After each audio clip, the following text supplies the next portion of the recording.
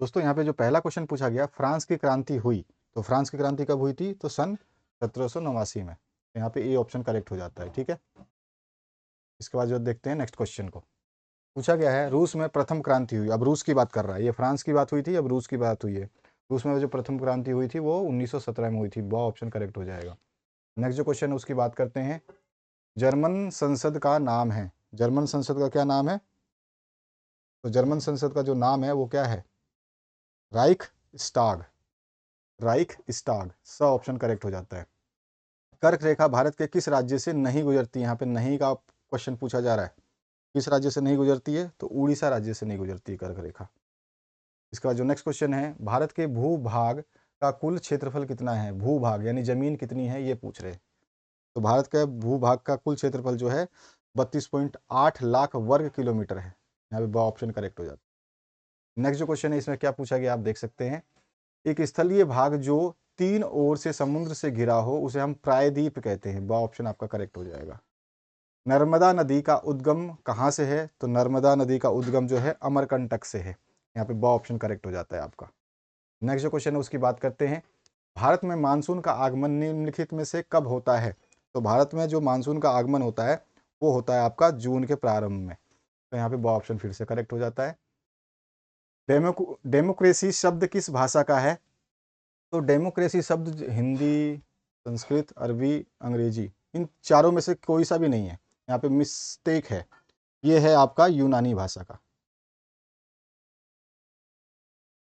यूनानी या Greek, Greek वा ग्रीक, ठीक है ना, या ग्रीस बोलते हैं जिसको। दक्षिण भारत में गोरों के प्रभुत्व के खिलाफ संघर्ष का नेतृत्व किसने किया था? तो नेल्सन मंडेला ने किया था। यहाँ पे ऑप्शन करेक्ट हो जाएगा। अगला जो प्रश्न है, भारत में मतदान की न्यूनतम आयु कितनी है? तो 18 वर्ष है। द ऑप्शन करेक्ट हो जाएगा।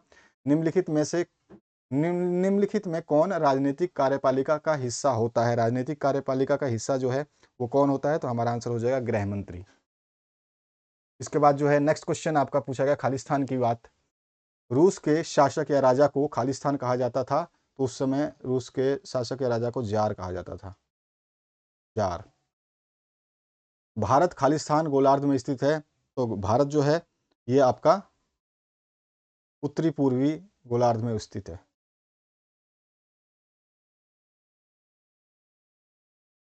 नेक्स्ट जो क्वेश्चन है इसमें आपसे पूछा गया है, उत्तरी मैदान खालिस्तान मृदा से बना हुआ है, तो ये किस मृदा से बना हुआ है? जलोढ़ मृदा से,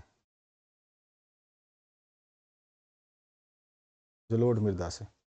भारत में लोकसभा और विधानसभा सभाओं के चुनाव प्रत्येक खालिस्तान वर्ष बाद होते हैं, तो 5 वर्ष बाद होते हैं।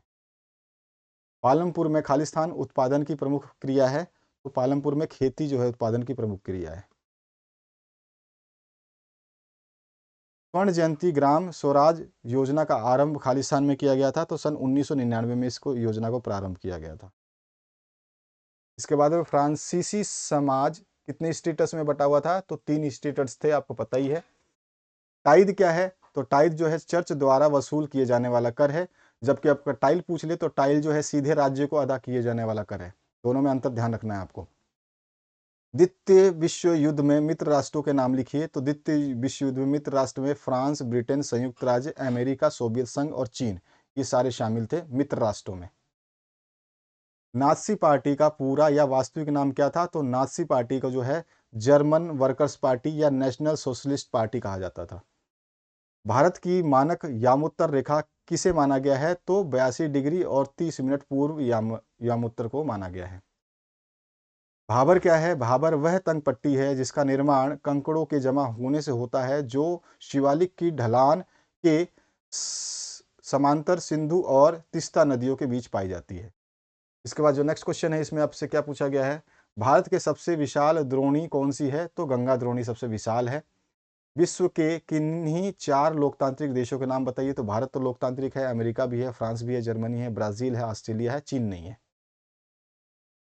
भारतीय संविधान में प्रारूप समिति के अध्यक्ष जो थे वो भीमराव अंबेडकर थे। मतदाता सूची क्या होती है? तो चुनाव के कुछ महीने पहले हर निर्वाचन क्षेत्र के मतदाताओं की एक लिस्ट बनाई जाती है, जिसे मतदाता सूची या वोटर्स लिस्ट कहा जाता है। निर्धनता का क्या अभिप्राय है? निर्धनता एक ऐसी स्थिति है जिसमें जीवन जीने के न्यूनतम उपयोग के लिए रोटी, कपड़ा, मकान, शिक्षा और स्वास्थ्य जैसी आवश्यकताओं को प्राप्त करने में एक व्यक्ति असमर्थ होता है। प्राथमिक क्षेत्र की गतिविधियों के नाम लिखिए। तो प्राथमिक क्षेत्र में जो है शिकार, मछली पालना, लकड़ी काटना, पशुपालन करना, खेती करना, खनन करना, ये सारी चीज़ें इसमें शामिल होती है। इसके बाद जो नेक्स्ट क्वेश्चन है इसकी बात करते हैं। यहाँ पर पूछा गया है बांगर और खादर में अंतर बताइए। भारत में गंगा नदी तंत्र पर टिप्पणी लिखिए। भारत की जलवायु को प्रभावित करने वाले कारक कौन से हैं और मंत्रिपरिषद में मंत्रियों के कौन कौन से वर्ग होते हैं। हमें संविधान की आवश्यकता क्यों है ये हमें बताना है। इसके बाद जो नेक्स्ट क्वेश्चन है इसमें क्या पूछा गया है ये देखिए। भारत के प्रमुख भू आकृतिक विभाग कौन कौन से हैं संक्षिप्त में वर्णन कीजिए। अथवा में दिया गया नदियों तथा झीलों का आर्थिक महत्व बताइए। 1917 में जार का शासन क्यों खत्म हो गया था ये बताना है। अथवा में दिया गया संविधान में भारतीय नागरिकों को दिए गए मौलिक अधिकारों का वर्णन कीजिए कि भारतीय नागरिकों को कौन कौन से मौलिक अधिकार दिए गए। फिर मैं कुछ मानचित्र आपको दिखा दूंगा, उसको देख लेना थोड़ा सा।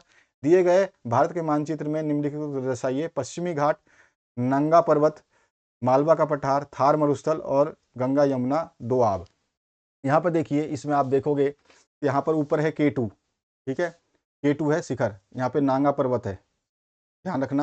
यहाँ इधर से आपका थार मरुस्थल, यहाँ पे गंगा यमुना दोआब है, यहाँ पे बीच में दिख रहा है आपको। इसी के जस्ट नीचे है मालवा का पठार और मालवा के पठार के बगल में जो है ये है आपका बुंदेलखंड का पठार, ठीक है, और बुंदेलखंड के नीचे है छोटा नागपुर का पठार। कंचनजंगा की बात करें तो भारत का जो मानचित्र खत्म होता है कॉर्नर पे ऊपर आ जाइए चीन की तरफ, तो ये कंचनजंगा हो जाएगा जहाँ पे आपका नेपाल आता है इधर। शिलांग का पठार जो है आपका यहाँ पे आ जाता है इस एरिया में। आपको यहाँ पे बस खाली लिख देना है जहाँ जहाँ लिखा गया है। बंगाल की खाड़ी आपकी इस तरफ होती है, इसको पूर्वी घाट भी बोलते हैं, ठीक है। पश्चिमी घाट में अरब सागर आ जाता है आपका, ठीक है, पश्चिमी घाट में अरब सागर आ जाता है। यहाँ पे पश्चिमी घाट आप दिखा दोगे। लक्षद्वीप यहाँ पे आ जाएगा आपका, और अनाई मुड्डी जो है पूछे तो यहाँ पे आ जाएगा आपका। कोरोमंडल तट पूछेगा तो यहाँ पे आ जाएगा आपका, ठीक है। अंडमान निकोबार पूछेगा तो ये डैश डैश वाली लाइन होती है, यहाँ पर आ जाएगा। और सबसे नीचे जो है बिल्कुल नीचे जहाँ पर श्रीलंका वगैरह दिखाया था उसके बगल में है हिंद महासागर।